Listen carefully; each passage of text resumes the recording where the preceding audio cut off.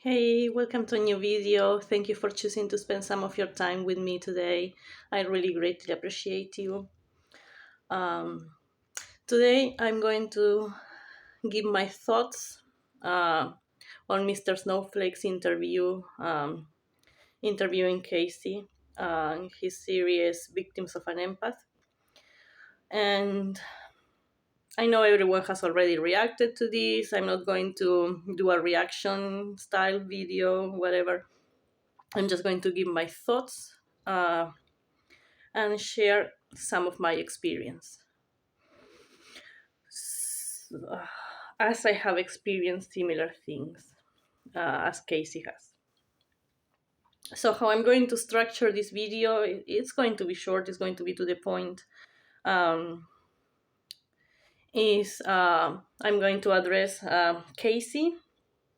Then I'm going to give my thoughts of how Amberlynn handled the situation. And then I'm going to share just a little bit of my experience. In case if someone randomly stumbled upon this video, not from the Amberverse, not from the Amberlynn Reed world or Gold world or whatever, and you don't know what I'm talking about, in case if you reach this video, I don't know, through the BPD tag or borderline or mental health, and you're really unaware of what this is going to be about, I'm going to give a trigger warning for domestic violence and other kinds of violence, whatever you can imagine, that I'm not comfortable saying. So just be warned that this may not be the topic for you. So let's start with Casey. From what I remember, Mr. Snowflake's interview was uploaded on Christmas Eve. I did watch it that day. It was hard to watch. And I decided I'm not going to rewatch it just for making a YouTube video. And that's it. What I can say, what I can remember, or the only things that I will actually address is that I hope that Casey finds peace and closure. I hear him, I believe him, and I hope he can put all this pain behind. I know that people who have been associated with Amberlynn are kind of chased by this ghost, this giant ghost. No pun intended. It's like this real ghost that some people can just randomly reach out to you or to your family after years and just tell you stuff that you don't want to hear or you don't want to revive. So what I will say is that I wish someone would have protected Casey earlier. I understand that his mom was working a lot and there were many things going on. You cannot really judge. I don't really know the whole situation. We don't really know what Casey told their mom or not, and but I wish someone, if not his mom, that someone would have intervened earlier in the situation, because no one deserves to go through what Casey went through. And if we notice how Amber treats her partners, and that's on camera, probably she did much worse off camera. And that this is just my opinion. It's not an accusation, it's what I believe. So I'm glad to see him doing well. That really made me feel good, because I'm not too far off or too far away from his age. And right now I'm having to start my life all from scratch for many reasons, and everything is scary, and seeing him doing well was really good. So I hope that telling his story to Mr. Snowflake and to the world, in a sense, that gives him closure and peace, and he can just move on with his life. I think it's time for him. As for Amber, how she handled this. Well, I think it was kind of the Matrix thing. You know, Neo, when he was dodging all the bullets in an epic way. Well, I think Amberlynn was Neo in her way out of this situation.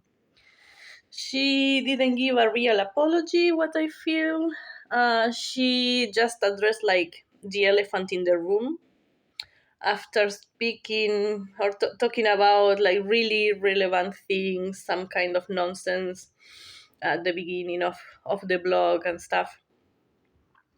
So she said, yes, we were young, this and that, blah, blah, blah. Everyone deserves to be heard or something like that, or no one deserves to be silenced. Well, we know very well that she tried to silence other of her partners, at least Beck for sure. I believe that also she asked Casey not to speak up on certain things. I don't remember well, so don't quote me on that, but Beck for sure. Um, so there's that. I don't believe in some allegations about Amberlynn being inappropriate around minors, because both of them were very young at that time.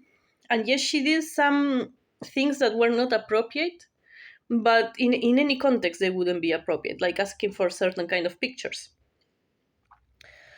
Um, some people use the argument of the Libby situation, if you remember back then, her friend or Destiny's friend Libby, that was around a lot and she was a minor.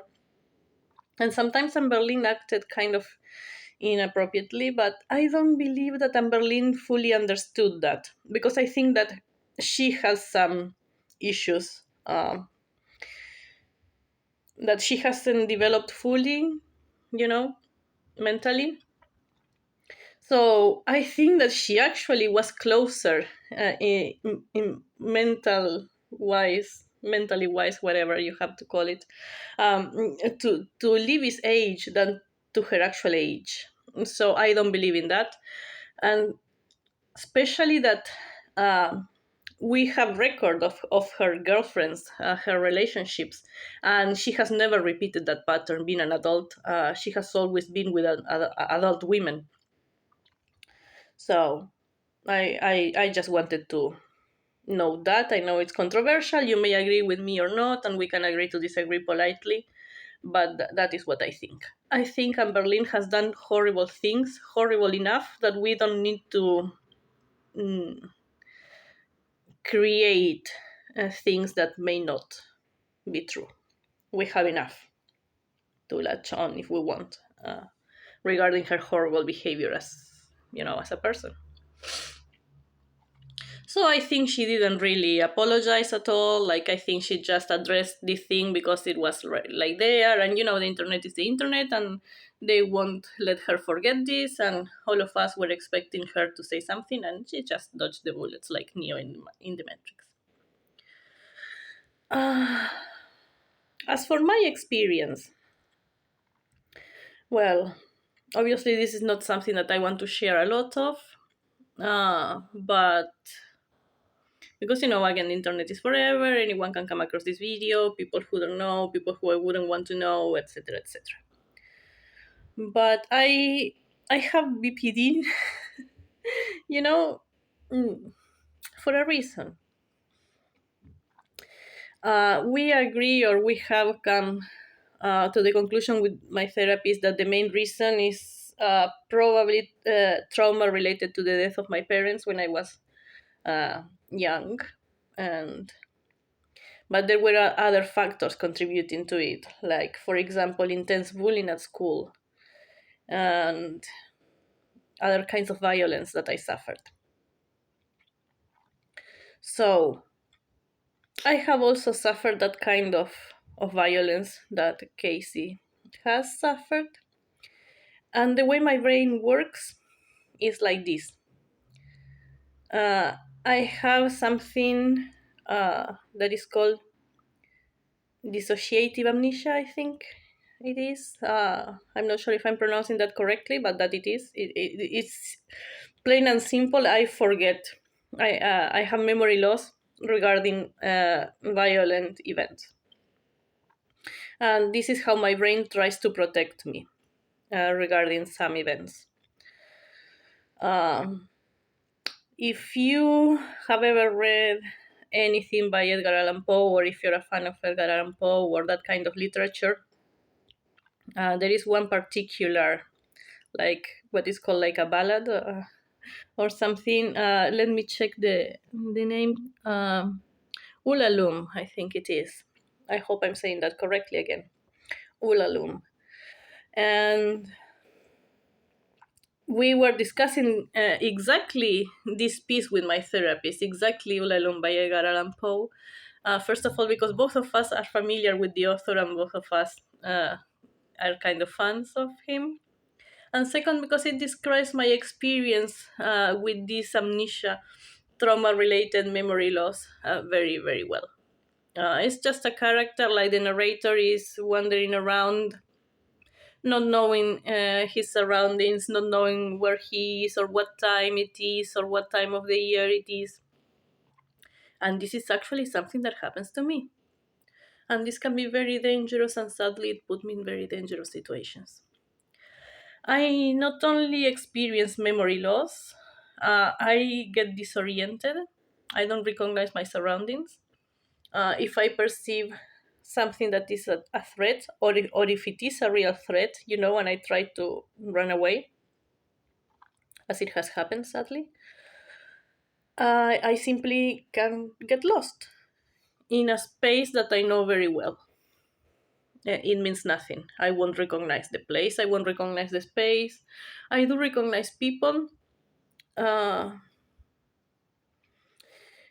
and I don't know, in that state of dissociation, I don't know, because no one has ever noticed.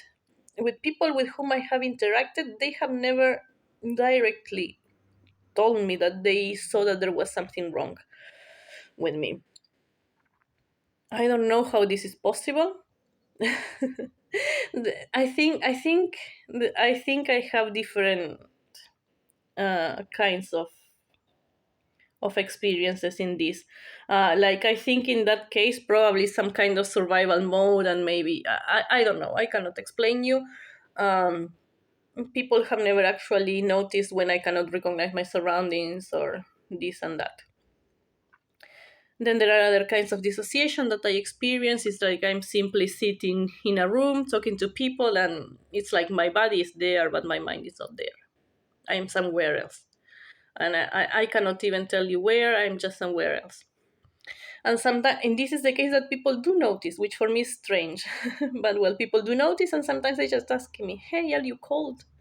Or, "Hey, are you hungry?" Or I don't know. They notice something, probably in my expression or body language, and they try to figure out what it is. But of course, no one will ever guess that is dissociation. So, talking to my therapist about all this, he said that my memories may or may not come back, uh, regarding some of the trauma that I have experienced. This is the way my brain protects me from these painful experiences. That I just shouldn't force it, and if they come, they come, and if they not, well, okay. And I say, yeah, I don't really want these memories, because if my brain is going to these great extents to try to protect me from these memories, yeah, thanks, I don't want them. I want to create new memories, new happy memories, and that's all I want. I want to heal and move on. But it is very hard.